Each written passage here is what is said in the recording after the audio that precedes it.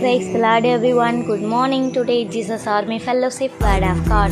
மத்தேயு 5:48 ஆகையால் பரலோகத்தில் இருக்கிற உங்கள் பிதா பூரண சர்க்குணராய் இருக்கிறது போல நீங்களும் பூரண சர்க்குணராய் இருக்க கடவீர்கள். கர்த்தருடைய நாமத்துக்கு மகிமை உண்டாவதாக. இந்த காலை வேளையில இந்த சத்தத்தை கேட்டுக்கொண்டு இருக்கிற தேவனுடைய பிள்ளைகளை நீங்கள் பூரண சர்க்குணராய் இருக்கணும்னு ஆண்டவர் சொல்லியிருக்கிறார்.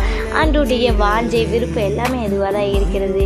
அந்த விருப்பத்தை அந்த பூரண சர்க்குணராய் இருக்கணும்னா நம்ம என்ன பண்ணணும்? இசப்பா போல நாமளும் பூரண சர்க்குணராய் இருக்கணும்னா நம்ம என்ன பண்ணணும்னா வேதத்தில் சொல்லப்பட்டிருக்கிறது, உங்கள் சத்துருக்களை சிநேகியுங்கள், உங்களை சபிக்கிறவர்களை ஆசீர்வதியுங்கள், உங்களை பகைக்கிறவர்களுக்கு நன்மை செய்யுங்கள், உங்களை நிந்திக்கிறவங்களுக்காகவும் உங்களை துன்பப்படுத்துகிறவர்களுக்காகவும் ஜெபம் பண்ணுங்கள்னு சொல்லிட்டு வேதத்தில் சொல்லப்பட்டிருக்கிறது.